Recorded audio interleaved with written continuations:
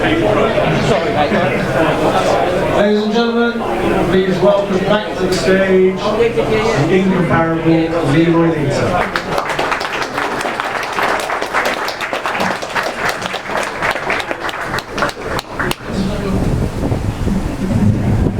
So, at this time, questions from the floor, keep them clean or not, whatever. We've already talked about rubbing knobs around our waist. Whatever you want. Yeah, no, that's great. Magic. So, let's stand up for this one.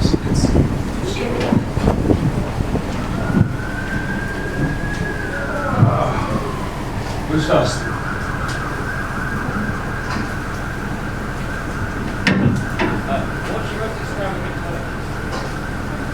That's how you want. Did you realise? What's your most extravagant purchase?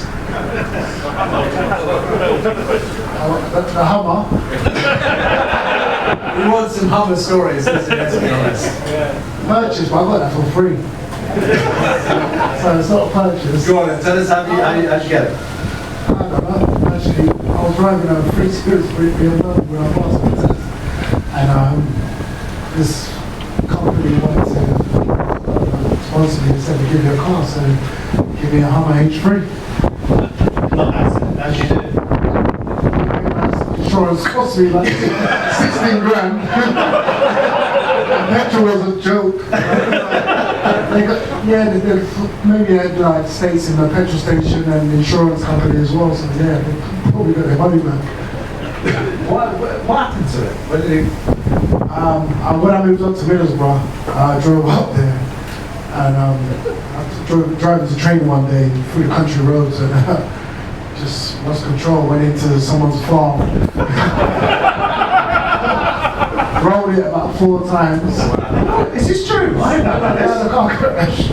And because there's a left-hand drive, I was laying on the outside and all I had click. You know when you watch their movies and you just think it's going to explode. The door went open obviously because I was on that side. The other door went open. It was like pressing something and it went zzz. I got out, ran out the farm thinking it's going to blow up. And then I've gone to training because one of the lads come behind, you alright, blah blah blah.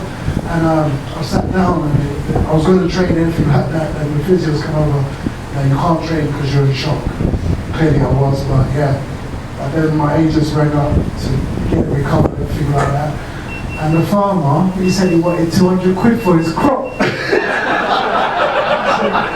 Cheeky bastard. You're not happy on my life. Yeah, so, yeah, that's what happened to the Hummer. You can get that in scrap metal easily. I think, put it in scrap metal and, got rid of it, so. Jesus Christ. Yeah, I can't help but feel you knew. I had no idea about that. That's something interesting. Because we ended up heading those together, didn't we? Yeah, well, you was there. I was there, yeah, I was there. He was there. I was there. You didn't want to be 3 and 6. Yeah, but it was a good club, but wrong manager, wrong time. Yeah, it was a shambles. It was a shambles, yeah. The Gordon Strachan was tell the good people about Gordon Strachan. Listen, as a manager, coach, whatever you call him, I couldn't stand him. Personally, just not because he treated me, he couldn't talk to me like he spoke to something else, because he'll get something back. But how he treats some of the players, Mark Yates. What disgusting. Yeah, what a great Newcastle away. Yeah. Amiobi scored the second goal. Yeah. And we got in the change room and started screaming at Yates, telling him, and you, why did you stop the effing cross, blah blah blah. Yates just sat there and gone, I wasn't even on the fucking pitch. He was a substitute, so we all had to look around and go, yeah, he was soft. And he just walked out, stormed out. So then how he treated people weren't great. I don't know. He had that big ego because he got Celtics in the last 16 of the Champions League. So he came in with a big ego. It didn't work out for that group that we had. Yeah. He was odd, wasn't he? Because he's We lost at home to Blackpool, do you remember that? This is when Blackpool were quite good, that Charlie Adam and all that sort of, they went to the Premier League and they murdered us at home. Much better team than us, weren't they? Yeah, they were a team, that was the point. And then we came back in and I was walking past, you know when a manager does like his sort of sponsors behind him and all that, and he's doing a talk. And interview, Dave, interview. Yeah, that's that. And I'm walking past, and I can hear the guy from like whatever Radio Teesside going. So where did it go wrong out there, Gordon? And he went, "Do you see that fucking green rectangle? That's where it fucking went wrong." And he was just that kind of guy. And then when he kicked Tails up the arse, when we lost, and he wasn't even playing, was he? Tails. Tails. There's another one. He pulled Tails in and said to him, "How are you on this much money?" So I never heard a man say that. And Tails said, "I played every game for the last 4 years in the Premier." That's a pretty good answer. That's why he's on that money. And yeah, he's really upset about people's wages, even though he wasn't paying them, because the club was. So I didn't understand that. Strange. Yeah. Good question.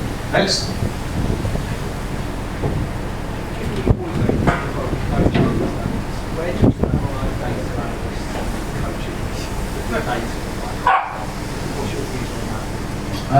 Leeds, you would be well placed to answer that, given you're a Premier League club, data analyst, all that kind of stuff. What Brighton are doing the side another one, I think, today. Some guy that I've never heard of will probably turn out to be brilliant. My views on it. Yeah. What do you think? I didn't need that as a player. I wasn't interested in that because we had tape there back in the day. He'll tell you, I used to be asleep all the time when someone used to have to nudge me, and after 5 minutes I'm bored. So when especially the Premier League, we're playing against Man United, we watch it all the time, so we really need it. But I think the generation now really enjoy it, and they really read into it and take all the details and information and you give to them, so the more you can. Some don't, but the ones that is helpful, it's right there for you if you really want it.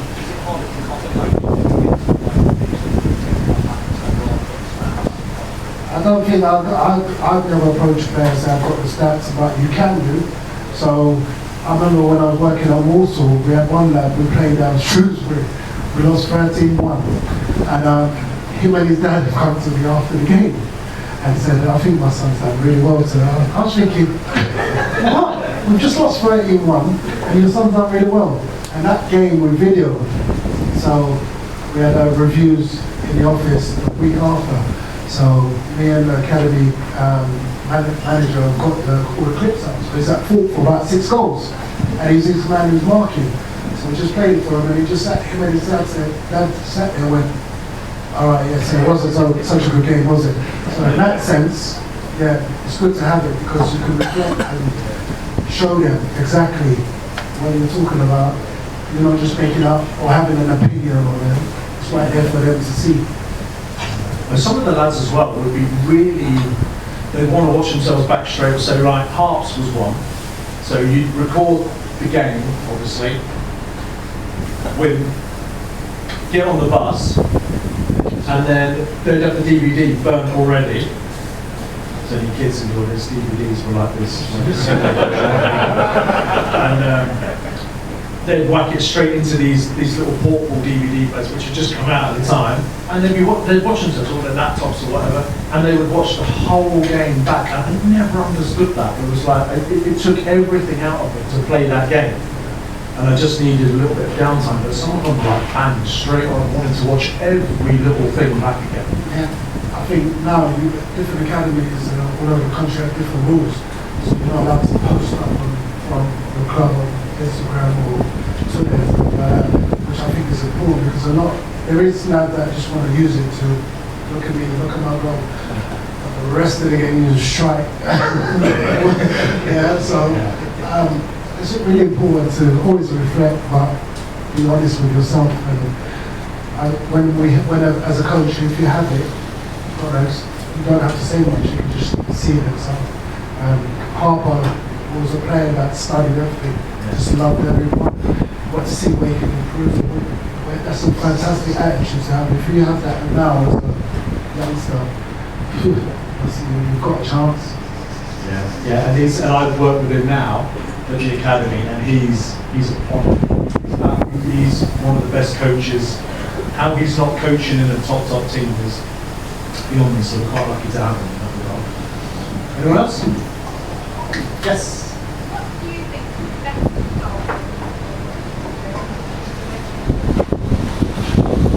Best goal.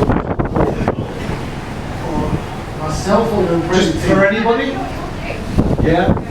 Most important goals was when probably when I went on trial to because I was fortunate to have the people that on the sideline.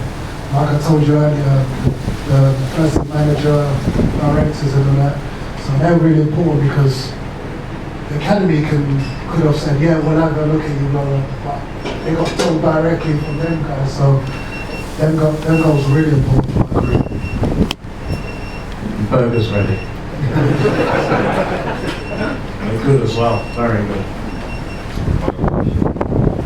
Can I ask a question? Yes, of course you can, Mark. Ask a question. On the video, Leroy, we saw your overhead kick and your, let's call it, enthusiastic celebration. So, did you, like, when that came about, was it instinctive or, and then that goal celebration when you threw your shirt off, and just talk us through that, because that was one of your best moments as a Reading player, I think. I think at the time it's just that I was to make it 2-2, or I can't remember the score exactly, but it wasn't to make it 2-1. I know that for sure by the celebration, but it's just passion. Just Dave will tell you. I think I did that in training anyway. I used to take my shirt off in training, and I love scoring goals. I think Hands off. I did that as well. But I always say to people, like, if that was my mum in goal and I scored that goal, I'd do the same thing. Honestly, I would. It's just how I felt about scoring goals, and honestly, it's just the best feeling in the world. And I still play now to get that feeling, and as long as I can, enjoy it. So I think them moments are special, and you have to enjoy it. I hate watching football now. I hate watching players when they score a goal, they don't celebrate, they just joke back, especially if it's a winner. I want to see some passion, you know what I mean? So that's where that comes from. And do you feel like, see, I had this conversation with somebody the other day, and what I would find really difficult now being a goal scorer in this age is fucking VAR. It's like, because I think I said it last week, being a grown man, it's one thing to celebrate. I still feel a little bit weird being a grown man, like running around celebrating. But then having to go and check it, and then having to re-celebrate, I feel like a bit of a dick. I just look at it now, I just think, would you re-celebrate? You would, wouldn't you? No, boy, you give it that, wouldn't you? I don't know, I can't, I'm just fortunate, I'm just happy that I don't play at this time. Because I'm sure you all guys, I'm not sure if you've had VAR yet at Reading, no? In the cup games, nothing? So, I just can't understand how every goal you watch, we was watching the game before we got here, and we're like, oh, okay, we've got to check the VAR. It takes that emotion out of it, but I think when let's just let the referees make the decision. I agree with that, a lot of people, but it does help in some situations where, especially with the handballs and stuff like that, even then it still gets wrong.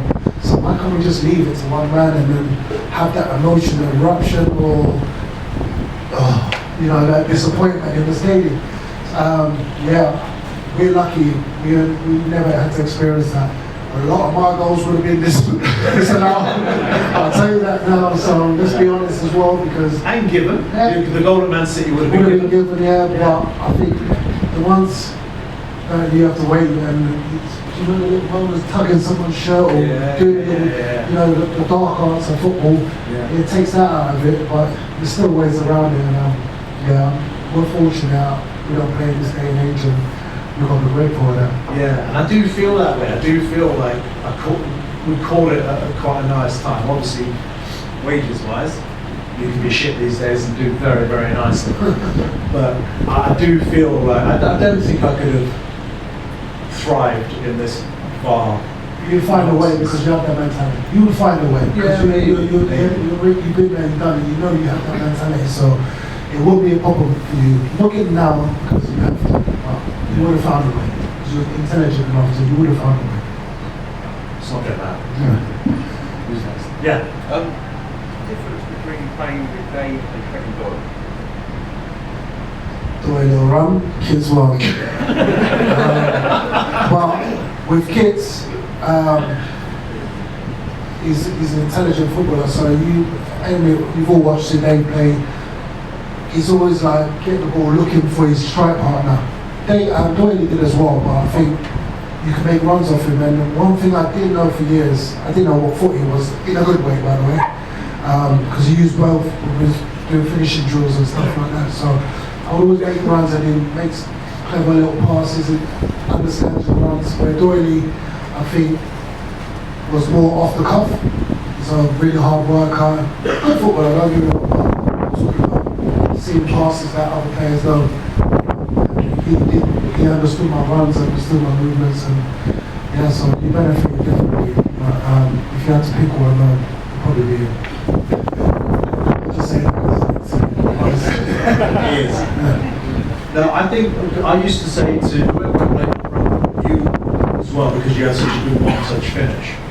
But I always used to say, don't think I haven't seen you. Even if you think I'm not looking, I've still seen you. And there was a good example, I think it might have been Burnley at home, where I was running the opposite way, and I saw you, and it was the most amazing finish. Yeah, because I just went to sort of cut it back. You put it in the right area.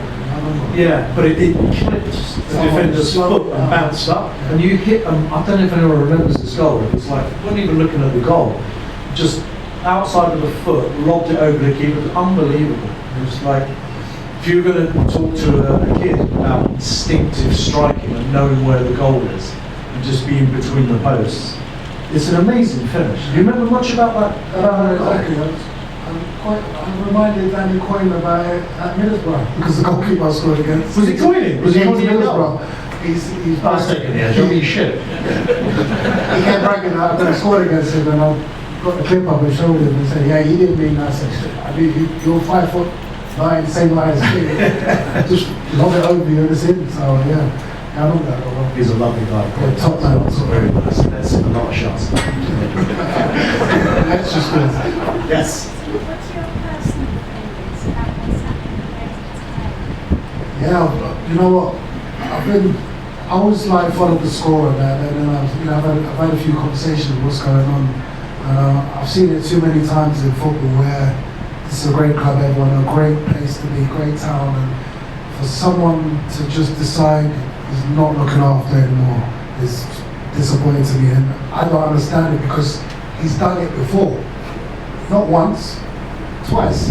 So the people who allow these people to take over football clubs, they gotta look at themselves because someone can't do that elsewhere, and them clubs are finished now. We won't be, don't worry. Reading fans don't have to worry about that. But yeah, it's really disappointing that that's happening to a great club with great fan base and good people and a lovely place. You know what I mean? And to be like that, I just think you've got to be some kind of an arsehole to be a person like that. So I heard he lives in a £100 million house. They're not asking for £100 million, but just sort the club out or sell it. Simple as that. Let someone else look after the place, and that's really important. And it's sad to see what's happening. Do you ever get the arse, because I do, with the fact that we've got players who achieve so much, and people, guys like I said, I mentioned earlier about Steve, whether he wants to or not, but Nick Hammond, Nigel Howe, I know he's still in there, Brian McDermott especially, and the players as well.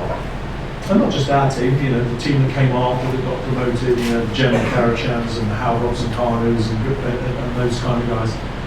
And we're all still sort of around. Do you ever get the arse that no one ever went, I think what might be an idea? How about if we get a few of these guys in because they never got?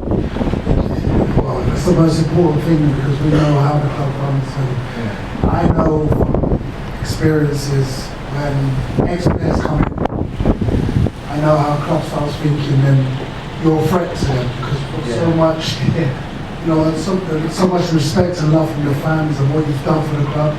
The people who are there, I'm not disrespecting them by any means, but I applied for the 24th. I got one of them automatic emails back.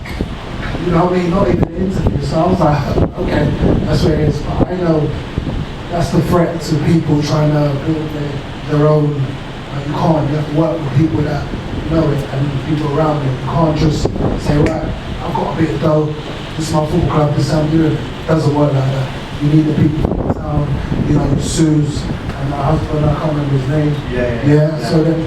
I remember going back there and it's still the same greeting, you know what I mean? I ain't been there for years, same greeting, and it's just lovely because when you have that close unity in a community with everybody, it's so important for football club, especially Reading Football Club, and it means a lot to me as well.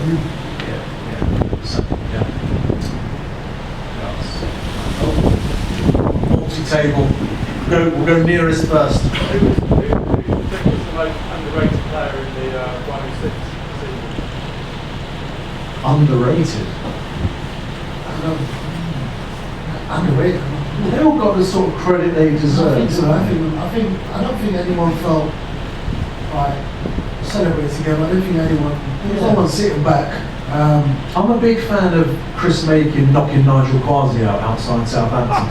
Well, that was yeah, he didn't play a lot. Do you remember that? Yeah. Nigel Quasi.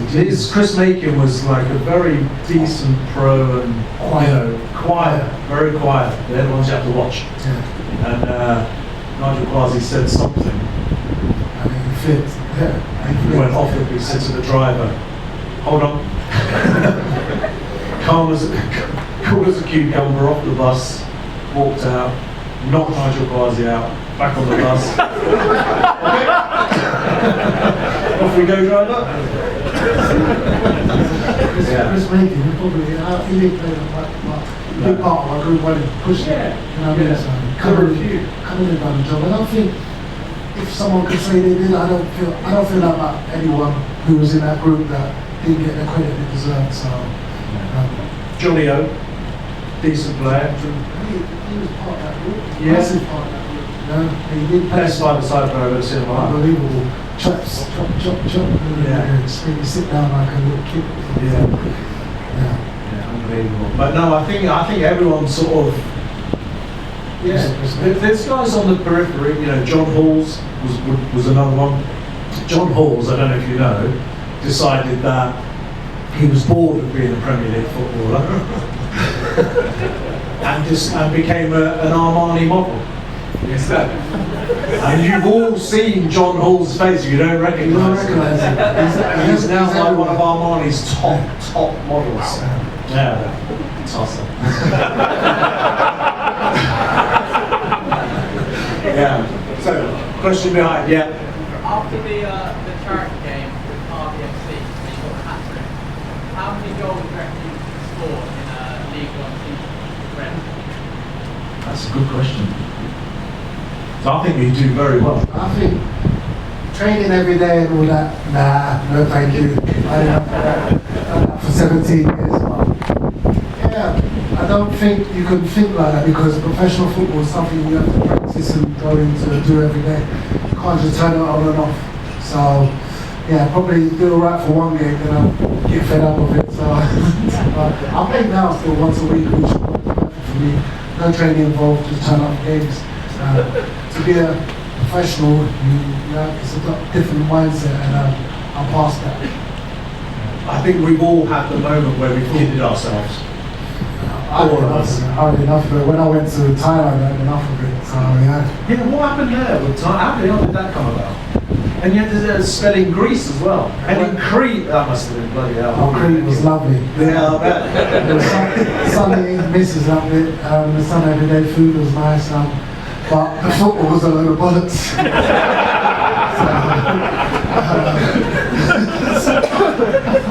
I've said this with football. We were playing a game and the president's coming in, changing, talking, and he's telling the lads in Greek, and I've got one of the lads, locals, translating to me, telling me what he wants and that. We got out there, the ball's going over the top, for our goal kick.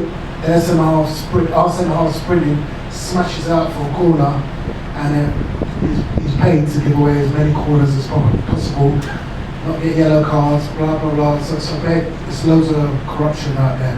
And after the Olympiacos game, I had enough of it. And I said I want no part of this anymore. Like, I didn't believe it at first, but when you see this, you have to go there and see it for yourself. And when the president started fighting another president at the airport, what is this? And It was that blatant. it's so blatant. Like, it's on the internet. Olympiacos game. Watch it. I looked at the defenders just letting people run through. He was meant to lose the game by 5 or more, not 6-0. They're betting in the games. Looking back now, I remember at half time, getting the change room, all the local guys were on their phones, like putting bets on obviously on our games. So it wasn't good. I didn't get it at the time because I just thought they might be checking, see if the message turned up or someone's come to watch it. But no, they were actually putting bets on the game, on the score and stuff like that. So yeah, I wouldn't advise it to go to Greece, but Thailand was lovely. Really enjoyed the experience. Every away game was a holiday. It's just a different part of Thailand, and it's a good experience. But football's young there, and it's a British country, so they didn't do none of the stuff in Greece. But it wasn't great, so but I enjoyed the experience. Yeah, it's a beautiful country as well. Beautiful. Yeah, never been. It's funny because I've never got offered, or no one even ever, like not even a sniff of anyone offering, oh Dave, just do this, just do that. Not even when I was young. You didn't have a video on the internet, Dave.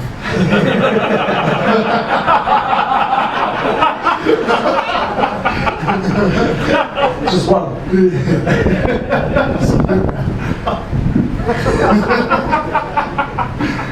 Seriously. I wish I had kept my own phone. Because I'm surprised. We probably would have done it anyway. I think you came in football quite late, didn't you? So Yeah, so I do remember my first team when in-game betting first came in, and we'd win the kick-off because obviously you'd be in a home team, the away team always wanted to get towards their fans and say, you always wanted to get towards your home fans in the second half as well. So the kick-off just went with the home team. So you kick off and always go back to our left back and he'd shank out a play, and I just thought it was shit. Obviously now, like years later when we had like a coming together the nice Featherscoops impression, it was like, it just go knock it back into the get out of play. and I think you couldn't do them things anymore. No, you can't now, but back then it was like, It was normal. yeah. Anyway, that's about that. After the first season in the Premier League, Football's interview said he didn't want to enter the international stuff, even though you were. Was there ever a conversation amongst the players about a bit of European war? European tour first. No, I remember there being a conversation about should we go to South Korea or not. That was the big conversation. Yeah, I don't remember. Yeah, I don't remember that at all. Because the last game of the season we could have qualified, right? First season we could have qualified for Europe.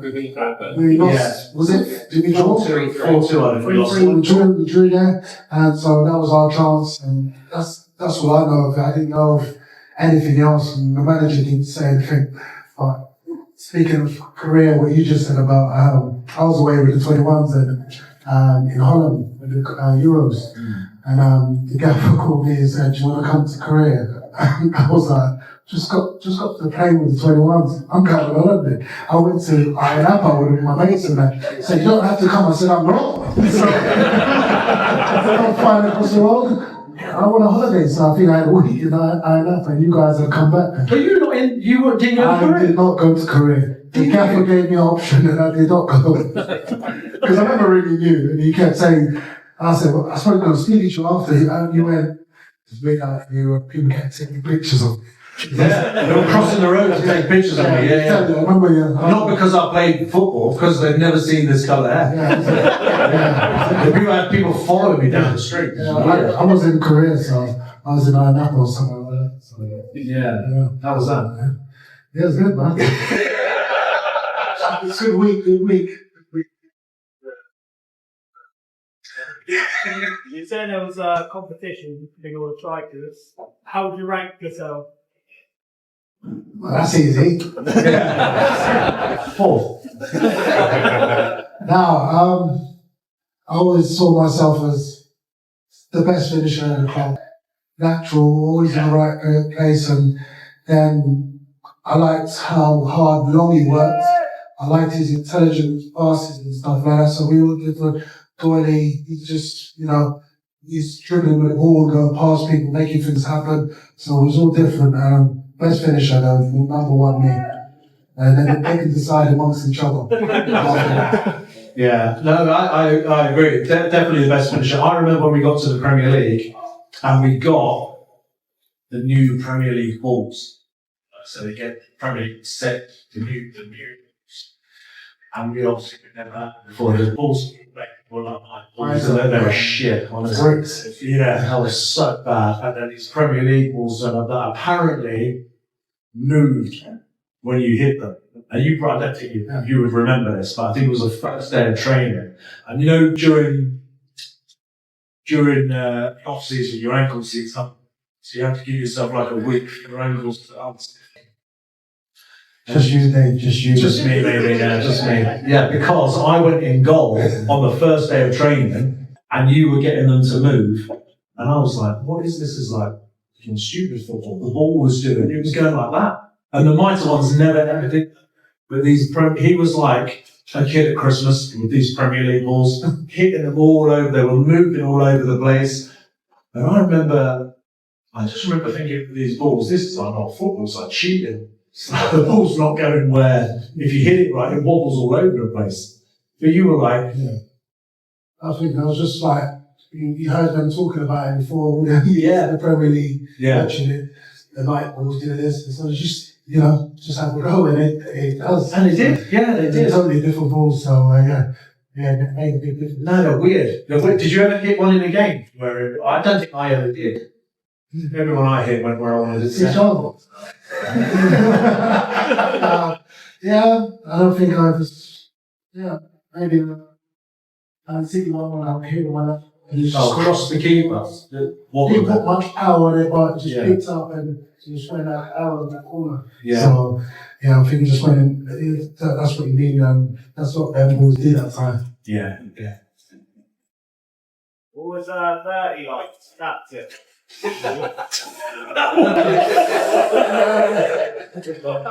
I'll tell you a story about Murray. Excuse my language, kids. Murray came in one day in training. He was always like bubbly, and one day came in with all these teddies, like little Reading kit and all them. And I sat next to him in the change room. So I'm like, well, why is there teddy bears on my seat? There's about 50 of them. So I've cut them all up and I've opened them all up. I've taken them to the toilet and left something for him in some of them. I put them back in his locker. Right, that's not even funny, but he's after training. We've come in training and in the room, change room, and he's opened them up and he's gone, who's shitting my teddies? By that point, I already gone and like, oh man, he was too much. But great guy. I don't think he must know that. One of you must have told him. I never told him he did it because he was next to me. He didn't expect me, but it was me. Yeah. Left in the little president. He never. Yeah, but honestly, as a captain, for what he did for the club and the person he is, how he represented us anyway, because I didn't like talking out too much, or Dave was just Dave. And either way, he went around the place, the things he did for the community, really good character. I'm sure people who come across him will say the same, but in the change room sometimes a bit too busy for me. And yeah, but honestly, I spoke to him a few months ago when he's coaching as well, so he's doing well, and yeah, he's a top bloke. Yeah. I can't fucking stand it. Anyone else? Who was the best centre back you guys played against? A centre back. that you guys played against? I think, well, last Vidic and Ferdinand. Vidic for the day. Yeah, Vidic is just. Vidic, you see like everyone plays out now, Vidic just love defending. And him and Cahill I thought was difficult as well. He literally, his focus was just to stop you getting anything. I saw the concern, so do you, but during the game it was so tough. It's always there, it's in the air as well. It made me feel like a little kid sometimes, but yeah, Vidic was tough. All day long I'll go with him, the toughest by far. Yeah, he was. I mean, I told the story last week when he cracked my eye open and he's swapped shirts with him, took his shirt, wiped all the blood off and said, I'll take it back home, wash the car. When I finish washing the car, I'll send it up to you. And he's gone, oh, when you do get home, he said, I need you to send me more shirts because I've got more cars than you have.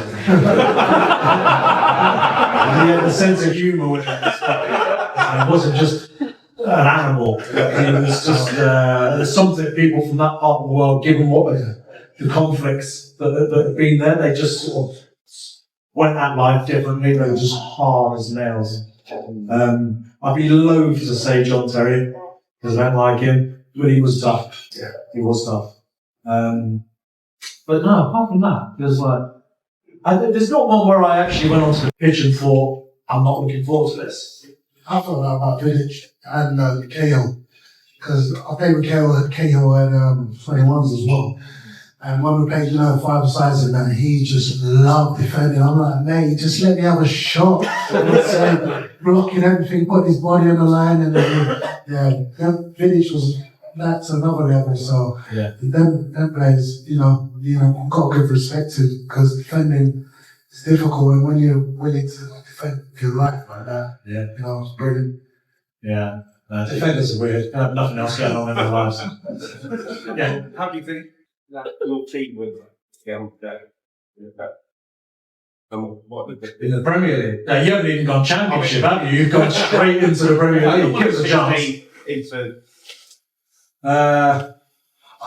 I honestly say it's what these questions, it's not being able to anything like that, but I think in our time, that's what the game was different. So could we adapt to, the difference was we weren't so patient. It didn't build out. We got in people's faces early, but I think that to answer your question, we would find a way because we had the mentality to go and do it because no one else has beat that record yet. Hopefully they don't. We had the mentality to go against anyone because we were playing against World Cup players, World Cup, things like that. So me looking at it, how I felt then, it wouldn't matter who it's against. Just another human being that you've got to try to be better than another day. So to compare the two teams now, like put the game on that, how we play, you can't work it out like that. But I think we'll find a way to, be competitive at this stage. How the game's played on. Yeah, I think it comes down to effectiveness. Yeah. Who's the most effective at any given, generation, but year to year, really? Who's the most effective? Leicester obviously the most effective at the moment. Southampton, the way they pass. I think they had 476 passes by half time the other day, which is just I've never seen that before. I've never seen that. Even City don't do that. So that's one way of being effective. And I thought we were. All felt like we were in the trenches together.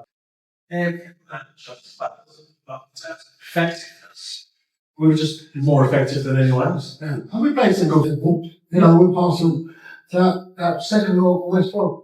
That came from us. So what the guys are doing nowadays, I remember they cut the other goal, my second one, I put it in the check ball on. All started from us. Yeah. So we played forward.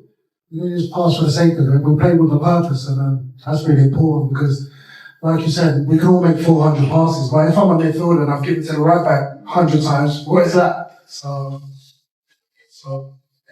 passes with a purpose. Yeah, they are 20 games undefeated, so it's nice. How is? I'm not saying. It's still Southampton. Yeah. Just to follow on, my mates and I who joked about this talk about the high pressure and the rest, as if you guys never did that Yeah. Forest Act, isn't it? I mean, Yeah, no, it's bullshit. It's just a new word for an old thing. yeah. That's all it is. The terminology has changed. Yeah, that's all it is. It's all bullshit. Because you were once doing that. Yeah.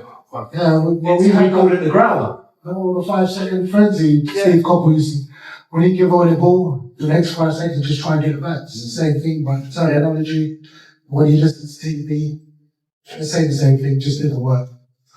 It's not that complicated. It's not football, never be sides. It's just a football game. Yeah. Which opposition player tried to get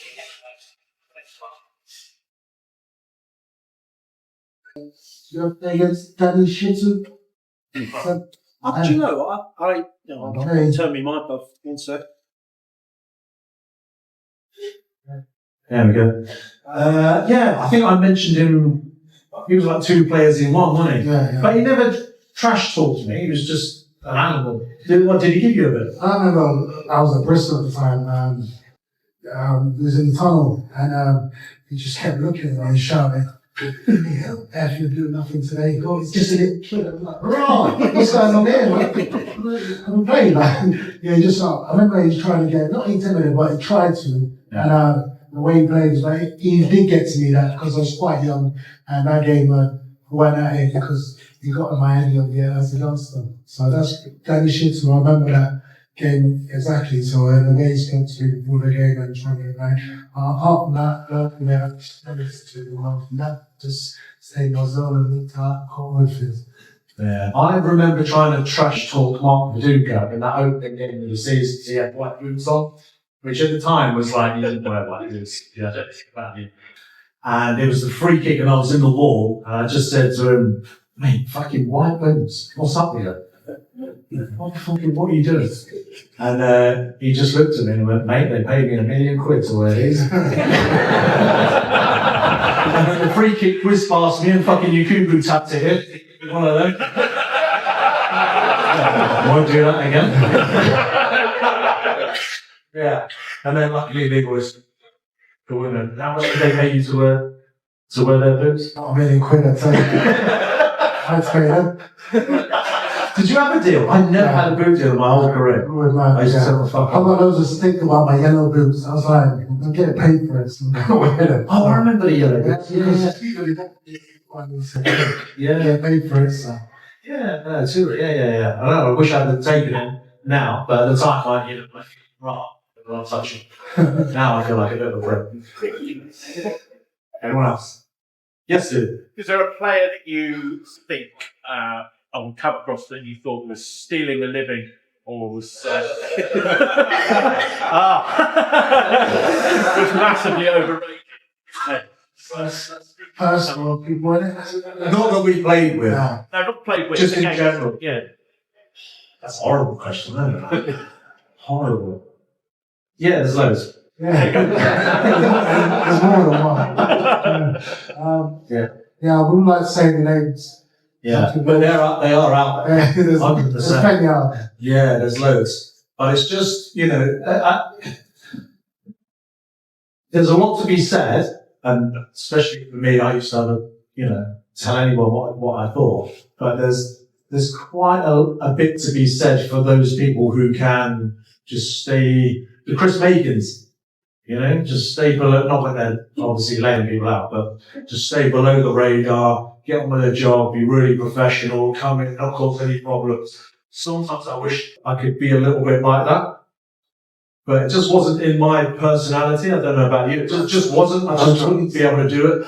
Which one's in mine, mate? So, yeah. But yeah, I feel I did it my own way. I don't think you were loud. I think you was outspoken when you saw something that you didn't like. You let people know. So that's the best way to do it. Right, last couple. Right at the back. I was not sexy. How many skills size? Yes, obviously losing a player like Signal. This is for some part towards these are how many biggest teams I need to have season coming in without an engine room of sitting of being that box to box with and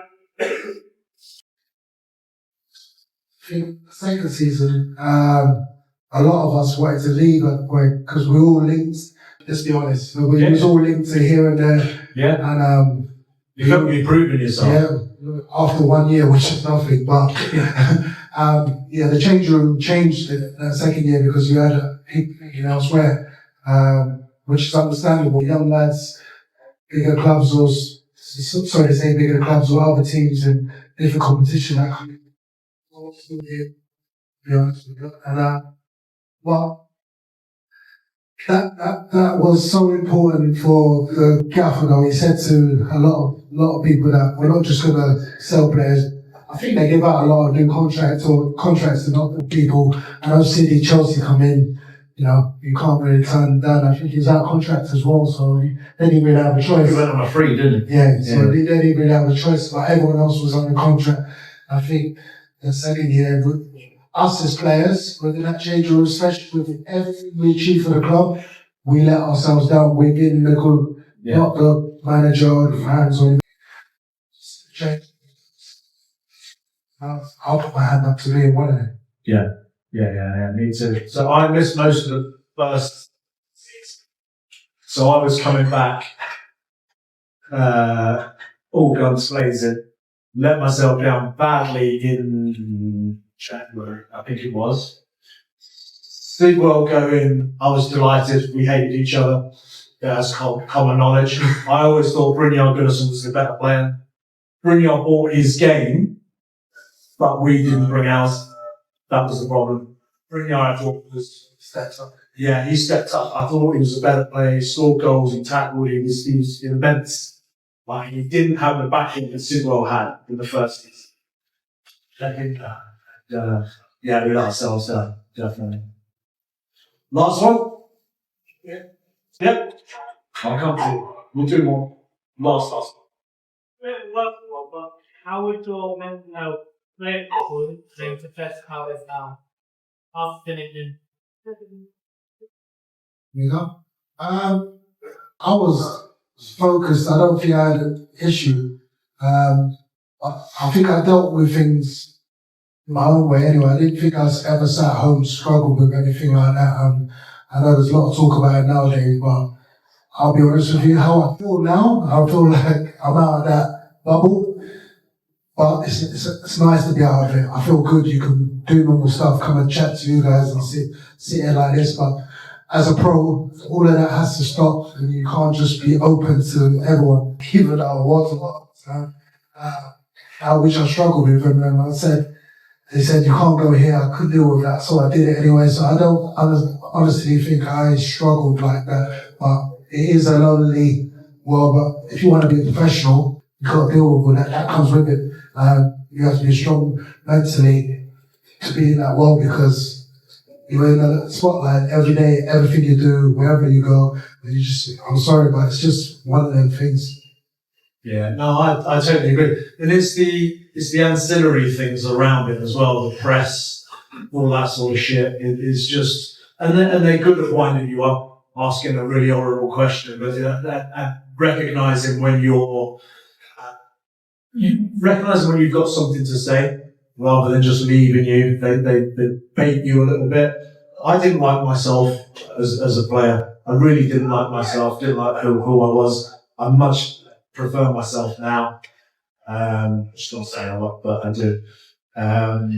But, it's good days and bad days, I think.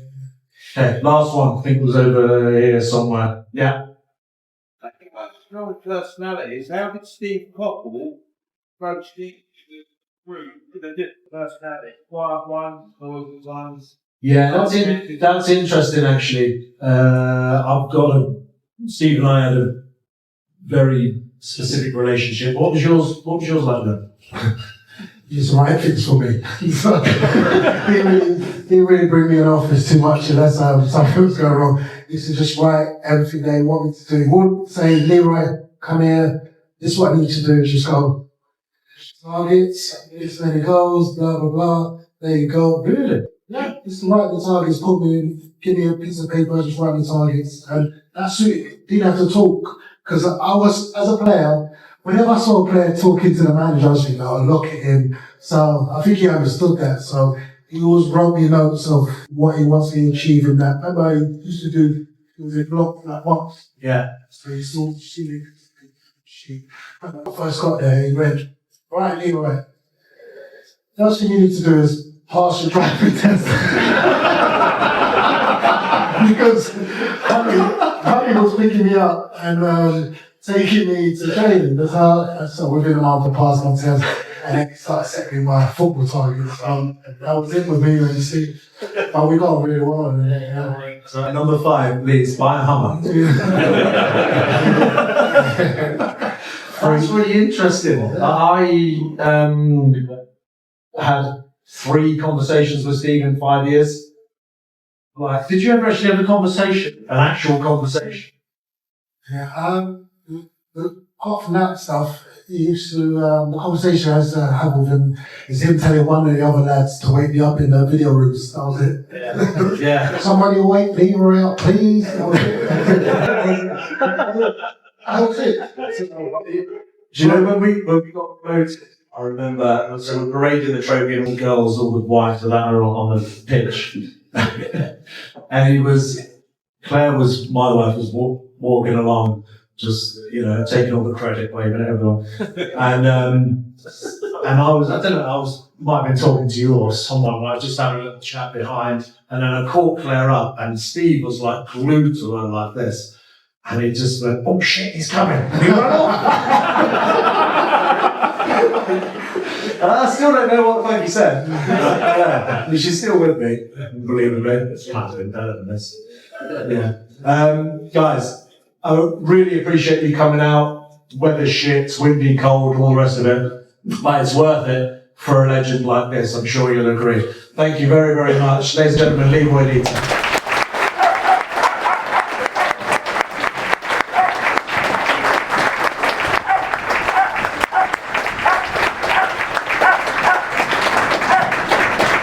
Ladies and gents, thank you very much. Can we have a massive round of applause for your host, Dave Kitson, and for Leroy Lita?